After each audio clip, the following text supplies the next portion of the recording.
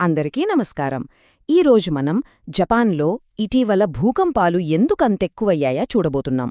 ముఖ్యంగా ఒకే ఒక్క ప్రాంతంలో భూమి ఎందుకు అలా ఆగకుండా కంపిస్తోంది, దాని వెనకున్న అసలు కథేంటో తెలుసుకుందాం రండి. చూడండి ఈ నంబర్ 780. ఏంటిది అనుకుంటున్నారా? జపాన్లో గత ఒక్క ఏడాదిలో వచ్చిన భూకంపాల సంఖ్య ఇది. అది 1.5 తీవ్రత కన్నా ఎక్కువున్నవి మాత్రమే. దీని బట్టి అక్కడ భూమి ఎంత చురుకుగా ఉందో మనం అర్థం చేసుకోవచ్చు. ఈ లెక్కలు చూస్తే ఇంకాస్త క్లారిటీ వస్తుంది. కేవలం గత 24 గంటల్లోనే 2 భూకంపాలు, పోయిన వారంలో 25, గత నెలలో అయితే 74 భూకంపాలు. అంటే అక్కడ భూమి నిరంతరం కదులుతూనే ఉందన్నమాట. ఇక్కడే ఒక ముఖ్యమైన ప్రశ్న తలెత్తుతుంది.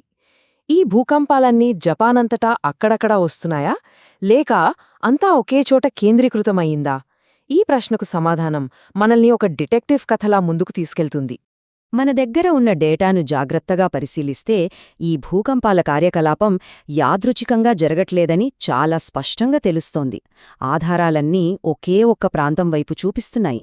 అదే ఇవాటే ప్రీఫెక్చర్. ఈ మధ్యకాలంలో జరిగిన భూకంపాలన్నింటికీ ఇదే హాట్స్పాట్గా మారింది. సరే, మనం పదే పదే భూకంపాల సమూహం లేదా ఎర్త్క్వేక్ స్వార్మ్ అంటున్నాం. అసలు దాని అర్థమేంటి?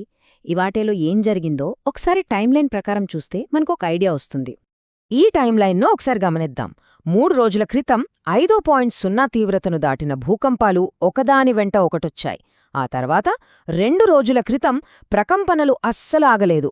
4.7 నుంచి 5.4 మధ్యలో చాలా వచ్చాయి. ఇక నిన్న అయితే 5.6 వరకు వెళ్ళింది. చివరికి జస్ట్ 13 గంటల క్రితం కూడా 4.9 తీవ్రతతో మళ్లీ భూమి కంపించింది. అంటే చూశారుగా ఎలా ఒకదాని తర్వాత ఒకటి ఆగకుండా వస్తున్నాయో.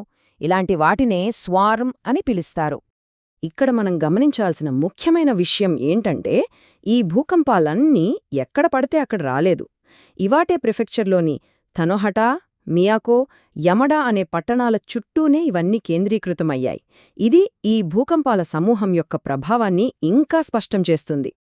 భూకంపాలు ఎన్నిసార్లు వచ్చాయో చూశాం కదా. ఇప్పుడు వాటి శక్తి ఎంతుందో, అంటే వాటి తీవ్రత ఏ రేంజ్లో ఉందో ఒకసారి చూద్దాం. ఈ భూకంపాల గుంపులో వచ్చిన ఒక చిన్న భూకంపం తీవ్రత 4.2. చిన్నదే అయినా ఇది కూడా ప్రజలు స్పష్టంగా గుర్తించగలిగే ప్రకంపనే. కానీ అక్కడితో ఆగలేదు. తీవ్రత పెరుగుతూనే ఉంది, 5.6 వరకు. ఇది మధ్యస్థాయి భూకంపమే అయినా చాలా శక్తివంతమైనది.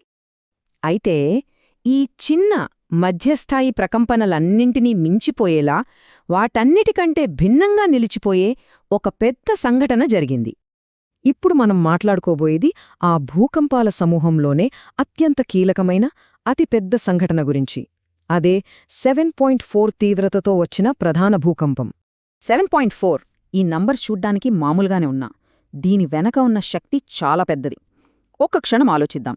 రిక్టర్ స్కేల్పై ప్రతి పాయింట్కి భూకంపం శక్తి దాదాపు 32 రెట్లు పెరుగుతుంది. అంటే మనం ఇందాక చూసిన 5.4 భూకంపంతో పోలిస్తే ఈ 7.4 భూకంపం సుమారు 1000 రెట్లు ఎక్కువ పవర్ఫుల్ అన్నమాట. అది మామూలు విషయం కాదు. ఈ టేబుల్ మనకు పూర్తి చిత్రాన్ని అందిస్తుంది. తీవ్రత 7.4. ఇది ఇవాటేలోని తనోహట అనే ప్రాంతంలో 3 రోజుల క్రితం భూమికి 35 కిలోమీటర్ల లోతులో సంభవించింది. ఈ వివరాలన్నీ ఆ సంఘటన ఎంత పెద్దదో మనకు స్పష్టంగా తెలియజేస్తున్నాయి. మరి ఈ స్వార్మ్కి, ప్రధాన భూకంపానికి అసలు తేడా ఏంటి? చాలా సింపుల్. స్వార్మ్ అంటే ఒకే చోట ఒకే సమయంలో వచ్చే చిన్న మధ్యస్థాయి భూకంపాల గుంపు. అదే ప్రధాన భూకంపం అంటే ఆ గుంపులోనే వచ్చిన అతిపెద్ద, అత్యంత శక్తివంతమైన భూకంపం. ఇదంతా చూసిన తర్వాత మనందరి మదిలో ఒకే ఒక్క ప్రశ్న మెదులుతోంది. ఈ వాటేలో జరిగిన ఈ సంఘటనలన్నీ జపాన్ తూర్పు తీరం యొక్క భవిష్యత్తుకు ఏం సంకేతమిస్తున్నాయి? ఇది రాబోయే మరో పెద్ద విపత్తుకు హెచ్చరికనా, లేక కేవలం భూమి పొరల్లో జరిగే ఒక సాధారణ సర్దుబాటా? దీనిపై మనం తప్పకుండా ఆలోచించాల్సిందే.